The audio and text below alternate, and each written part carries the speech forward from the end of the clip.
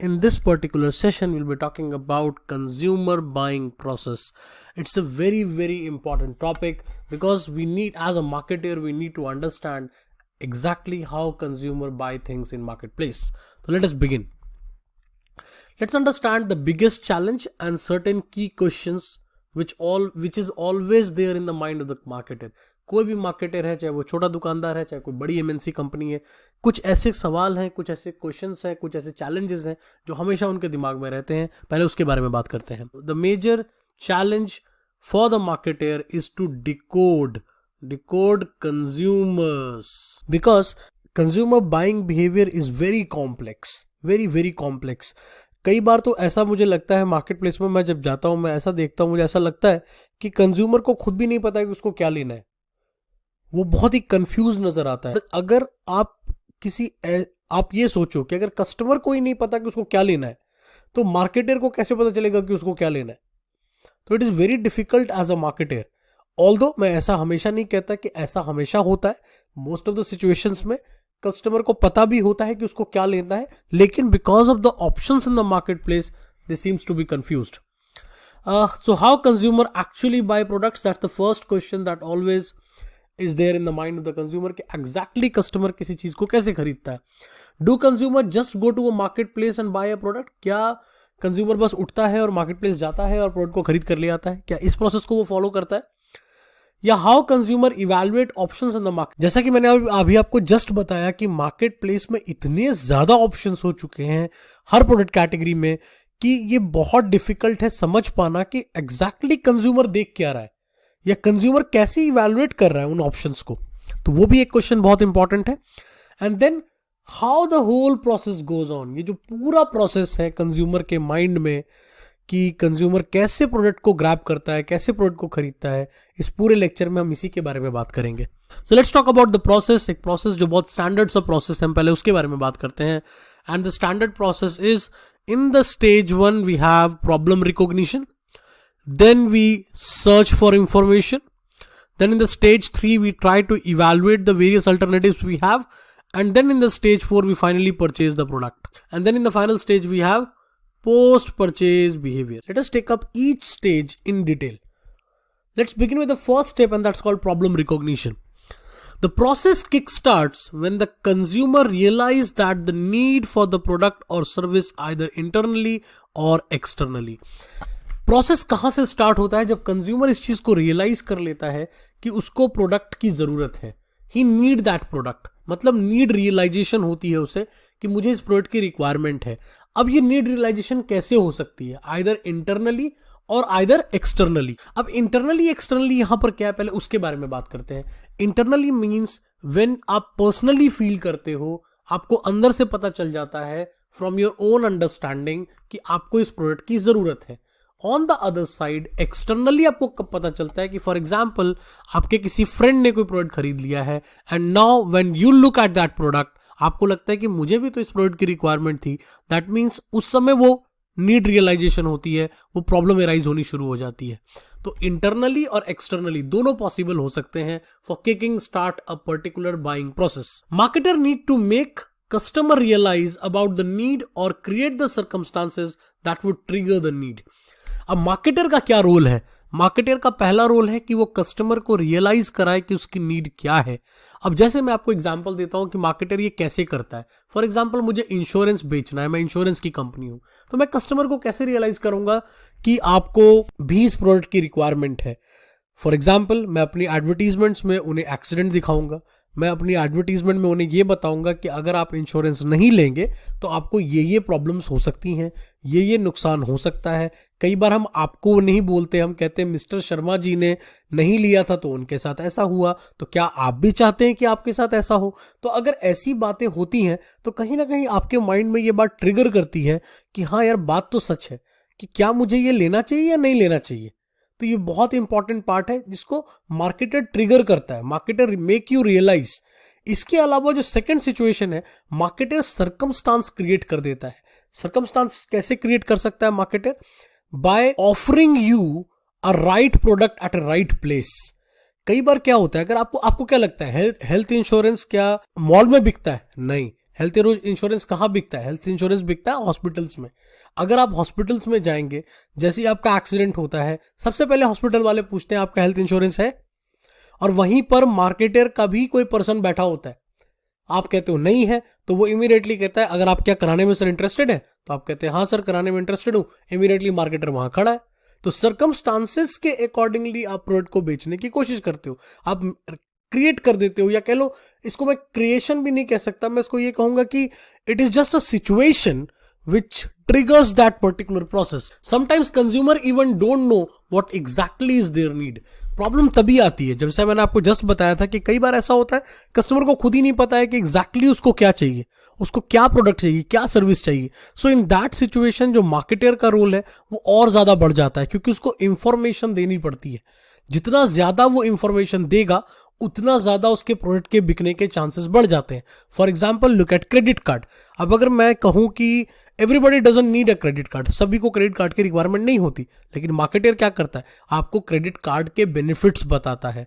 Marketer आपको बार बार ये समझाता है कि सर अगर आपके साथ कभी ऐसा होगा तो क्रेडिट कार्ड आपकी हेल्प कर सकता है, क्रेडिट कार्ड में ये भी बेनिफिट मिलेगा, आपको पॉइंट सिस्टम मिलेगा, आप 50 दिन में पेमेंट कर सकते हैं। तो ऐसे ऑप्शंस को देखकर कस्टमर को लगता है हाँ यार ऑप्शन तो अच्छा है, प्रोडक्ट तो मेरे काम का हो सकता है, this could really help me, तो आप प्रोडक्ट को लेने के बारे में सोचते हैं। Suppose you feel that your mobile phone is outdated and now you want to buy a new one.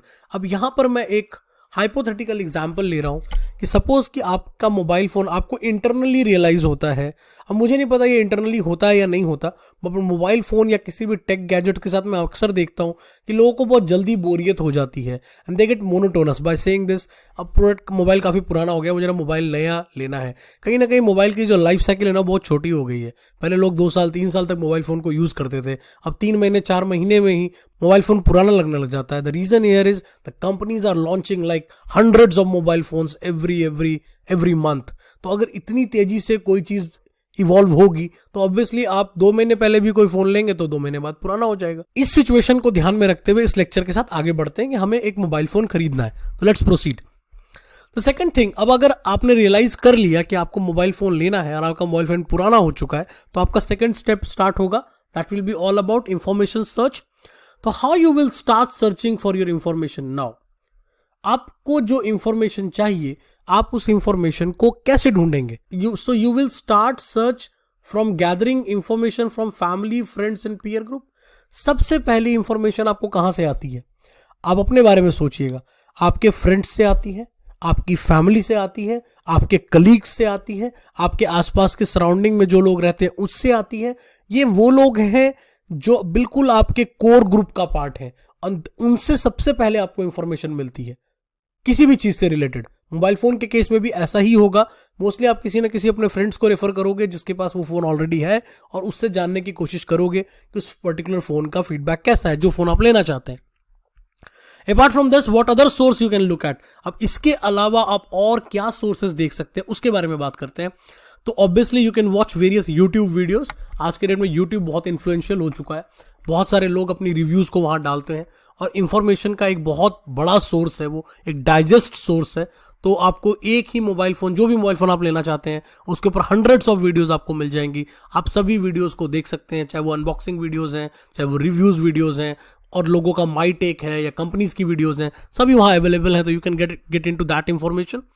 Second, you can go to an offline store. आप किसी भी लोकल ऑफलाइन स्टोर में जाकर के हैंड ऑन एक्सपीरियंस ले सकते हैं कि वो मोबाइल फोन कैसा है, उसको फिजिकली टच करके देख सकते हैं, उसके कैमरा को यूज करके देख सकते हैं, वहां के सेल्स पर्सन से बात करके देख सकते हैं, और उस प्रोडक्ट का रिव्यू ले सकते हैं वहां से। Then in third case we look for website and advertisements. Obviously websites, आपके पास बहुत सारी वेबसाइट्स अवेलेबल हैं, वो कंपनी वेबसाइट भी हो सकती है, कोई थर्ड पार्टी वेबसाइट्स भी हो सकती हैं, which can give you a very detailed information and review about that particular product. Apart from this, you can also look at advertising of those product. अगर एडवर्टाइजिंग के थ्रू भी बहुत सारी information आपको पता चल जाती है। And you can obviously go to online stores like Amazon and Flipkart, because ये वो स्टोर्स हैं जो कभी बंद नहीं होते। It is by 24/7 support of these websites. तो आप इन ऑनलाइन रिटेल वेबसाइट्स पे जा सकते हैं और इनसे भी इंफॉर्मेशन को गैदर कर सकते हैं, related to price, related to comparison, ये सारा कुछ आपको यहां से मिल जाएगा। तो whole idea is to gather more and more information. कि आप जितना ज़्यादा इंफॉर्मेशन ले सकें, क्योंकि कंज्यूमर इन्फॉर्म्ड होना चाहता है आज के डेट में.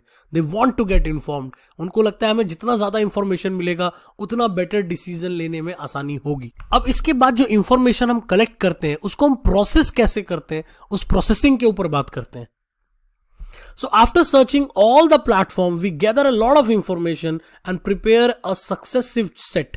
अब successive set जो है वो एक प्रोसेसिंग का पैटर्न है. मैं आपको अभी दिखाऊंगा ये कैसे काम करता है. तो प्रोसेसिंग पैटर्न को हम देखते हैं. तो पहली चीज होती है total set. Total set means it consist of all the brands manufacturing mobile phones. तो आप सबसे पहले क्या करेंगे, आप एक टोटल सेट तैयार करेंगे. टोटल सेट का मतलब है every company which is manufacturing the mobile phone in your price range budget. तो फॉर एग्जाम्पल if मैं 50,000 का अगर कोई मोबाइल फोन लेना चाहता हूं तो 50,000 वाले रेंज में जो जो ब्रांड्स फोन बनाता है मैं उन सभी ब्रांड्स को यहां लिस्ट करूंगा और वो मेरा टोटल सेट बन जाएगा. ये मेरा स्टेज 1 होगा. Then you have awareness set. अब जितना टोटल सेट आपने बनाया, for example let us suppose total set में आपके पास 6 ब्रांड्स आ गए, लेकिन हो सकता है उन 6 ब्रांड्स में से कोई 4 ब्रांड्स ही हैं जिनके बारे में आपको पता है. For example you are known with Samsung, you are known with OnePlus, you are known with Apple, you are known with companies like Oppo, Vivo maybe, but there are lot of other companies also which are making mobile phones और शायद आपको उसके बारे में ना पता हो. For example Asus, for example Huawei, ऐसी बहुत सारी कंपनीज हैं जो मार्केट में मोबाइल फोन बनाती है बट आपको शायद उसके बारे में डिटेल्ड इंफॉर्मेशन नहीं है. तो जो कंपनी आपके टोटल सेट से अवेयरनेस सेट में नहीं पहुंच पाया उस ब्रांड का तो चांस वहीं खत्म हो गया. वेरी वेरी इंपॉर्टेंट पॉइंट कि आपको कंसिडरेशन सेट में जब आप सक्सेसिव सेट बनाते हो तो सबसे पहले ब्रांड का काम क्या है, मार्केटर का काम क्या है कि आप जो आपका टोटल सेट है उस टोटल सेट से पहले अवेयरनेस वाले सेट तक तो पहुंचो कस्टमर के, कि कस्टमर कम से कम आपके बारे में जानता है कि आप एक ब्रांड हो और आप एक प्रोडक्ट बना रहे हो. That's the first thing.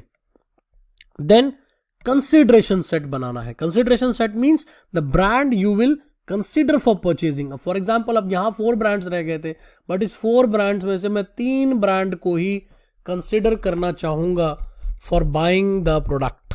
अब वो कंसिडरेशन में कंसिडरेशन सेट बनता कैसे है, depending upon the price range, कि प्राइस रेंज कैसा है, depending upon the brands which I like, third the value that brands offer, service कैसी है, वर्ड ऑफ माउथ कैसा है, overall performance of the product कैसा है. इन सारी चीजों को ध्यान में रखते हुए फाइनली आपका कंसिडरेशन सेट तैयार होगा.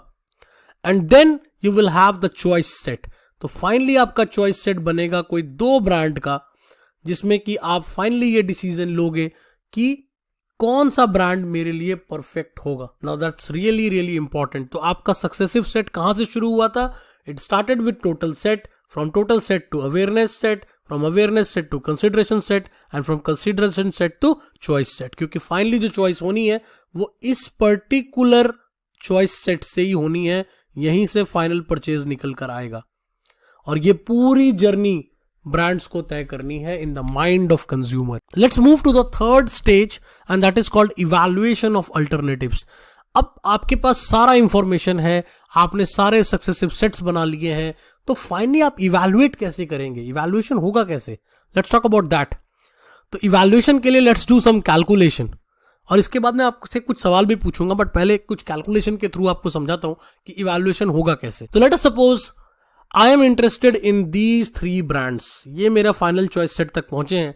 Samsung Galaxy S10, OnePlus 7T Pro और iPhone XR. ये तीनों फोन के प्राइसेस ऑलमोस्ट सेम है. They lie in the range of 50 to 60,000. And अब इसमें मैंने ये भी बताया है कि मेरे लिए 3 कौन सी चीजें सबसे ज्यादा प्रायोरिटी पर है. तो मेरे लिए स्क्रीन साइज बहुत मैटर करता है, मेरे लिए कैमरा बहुत मैटर करता है, मेरे लिए स्टोरेज कैपेसिटी बहुत मैटर करती है. डिफरेंट कस्टमर के लिए ये डिफरेंट हो सकता है. बट यहां पर लेट अस सपोज मैं अपना बना रहा हूं तो मेरे लिए ये 3 चीजें इंपॉर्टेंट है, वो यहां मैंने मेंशन कर दी. ये जितने भी स्कोर्स मैंने यहां लगाए हैं 8, 9, 7, these all score is out of 10. This is basically my rating out of 10 on that parameter for that brand, for that product. तो for example, screen size of Samsung Galaxy S10 को मैंने 8 score किया है out of 10. 7T Pro को मैंने 7 दिया है because of curve display, और फॉर iPhone XR के लिए मैंने 7 दिया है because of smaller size of the display. तो इसी तरह से मैंने कैमरा की भी रेटिंग लगाई है, सिमिलरली स्टोरेज कैपेसिटी की भी रेटिंग लगाई है। After this I will assign weights. अब इसके बाद मैं वेटेज लगाऊंगा कि मेरे लिए इन तीनों पैरामीटर्स में से कौन सा पैरामीटर कितना वेटेज रखता है। फॉर एग्जाम्पल स्क्रीन साइज को मैं 30% वेटेज देता हूं आउट ऑफ 100%। कैमरा मेरे लिए ज्यादा इंपॉर्टेंट है तो मैं उसको 40% देता हूं। स्टोरेज कैपेसिटी भी मेरे लिए इक्वली इंपॉर्टेंट है तो उसको मैं 30%। तो then you will have weightage system. तो पहले आपको रेटिंग करनी है, फिर आपको वेटेज लगाना है। Then calculations. अब जो वेटेज है आपका, फॉर एग्जाम्पल सैमसंग के लिए मैं कैलकुलेट कर रहा हूं, तो मेरा जो वेटेज है for screen size that is 30%, तो 0.30 इंटू 8 जो है वो आपकी रेटिंग है, and then addition 0.40 that's your weightage into 9 is your rating, and then 0.30 and multiplied by 7। तो इस तरह से तीनों ब्रांड्स के लिए आप एक स्कोर निकाल सकते हैं। मैंने कैलकुलेट नहीं किया है, मैं चाहूंगा कि आप कैलकुलेट करके मुझे कमेंट सेक्शन में बताएं कि कौन सा ब्रांड मुझे लेना चाहिए। तो what is important over here is कि ये एक प्रोसेस है of evaluating all the things, all the options, all the information available in the market. But the question here is कि क्या आपने कभी ऐसा कैलकुलेशन किया है? क्या मैंने कभी ऐसा कैलकुलेशन किया है? क्या कोई भी कस्टमर जो मार्केट प्लेस से प्रोडक्ट को खरीद रहा है तो क्या वो कॉपी पेन लेकर कैलकुलेशन करता रहता है? मेरे ख्याल से आपका जवाब मुझे भी पता है और आपको भी शायद मेरा जवाब पता होगा। The answer is no. ऐसा वो नहीं करता। तो क्या इवैल्यूएशन ऐसे नहीं होता? इवैल्यूएशन होता ऐसे ही है, बस कैलकुलेशंस नहीं होती। इतनी कैलकुलेशंस में आप नहीं जाते।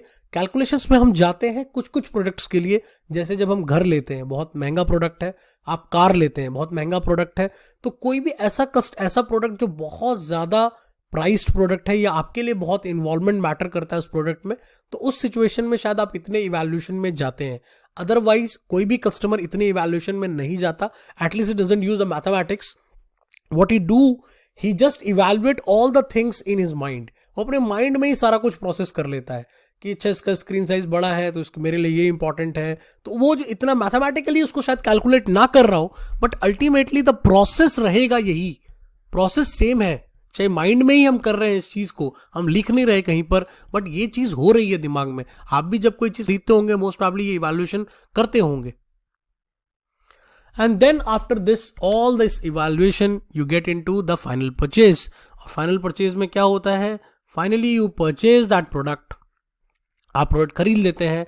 एंड आफ्टर परचेज क्या होता है उसके बारे में बात करते हैं। Because after purchase either you feel satisfied with the product और you feel dissatisfied with the product. अगर प्रोडक्ट आपके एक्सपेक्टेशंस को मीट कर गया, जो मेरी एक्सपेक्टेशंस थी उसके बराबर आपको प्रोडक्ट ने डिलीवर किया है, तो आप सेटिस्फाइड फील करेंगे। और जो मेरी एक्सपेक्टेशंस थी उससे बिलो प्रोडक्ट ने परफॉर्म किया है तो मैं डिससेटिस्फाई हो जाऊंगा। और ये एक्सपेक्टेशन हमेशा डिपेंड करती है प्राइस के ऊपर, क्योंकि कई बार फॉर एग्जांपल मैं एक छोटा सा एग्जांपल देके समझाता हूं। अगर आप 300 रुपए की कोई टी शर्ट खरीद रहे हैं तो आपकी एक्सपेक्टेशन लो रहती है, लेकिन अगर 3000 रुपीज की कोई टी शर्ट खरीदते हैं तो हमारी एक्सपेक्टेशन हाई रहती है। और ये ब्रांड पे भी डिपेंड करता है। तो it is really really important कि आप की एक्सपेक्टेशन के अकॉर्डिंगली प्रोडक्ट ने कैसा परफॉर्म किया या आपके कमिटमेंट के अकॉर्डिंगली प्रोडक्ट ने कैसा परफॉर्म किया। ये दोनों चीजें मैटर करती हैं। एंड देन अगर सेटिस्फैक्शन हुआ तो बार बार रिपीट परचेज होगा, as well as you will be recommending that product to others. आप रिकमेंड भी करेंगे और आप रीपरचेज भी करेंगे। मेरे इस मार्केटिंग वाले प्रोग्राम में बहुत सारे मेरे पुराने स्टूडेंट्स ने भी ज्वाइन किया है जिन्होंने इससे पहले मेरा डाटा एनालिटिक्स वाला प्रोग्राम लगाया था। तो अगर वो रिपीट परचेज मुझे मिला है, अगर उन्होंने मुझ पर दोबारा भरोसा दिखाया है, दैट मीन्स कि कहीं ना कहीं वो उनके एक्सपेक्टेशन के अकॉर्डिंगली मैंने प्रोडक्ट डिलीवर किया था। ऑन द अदर साइड अगर वो डिससैटिस्फाइड होंगे तो क्या होगा? You will have negative word of mouth. आपके बारे में वो भला बुरा बोलेंगे, या फिर हो सकता है कुछ सिचुएशन में वो साइलेंट हो जाते हैं, कुछ बोलते नहीं है, बस सिर्फ स्विच करके किसी और ब्रांड में चले जाते हैं। ये भी पॉसिबल हो सकता है। So this was all about the consumer decision making process. I hope it is clear. So thanks for watching. Will be meeting in the next session.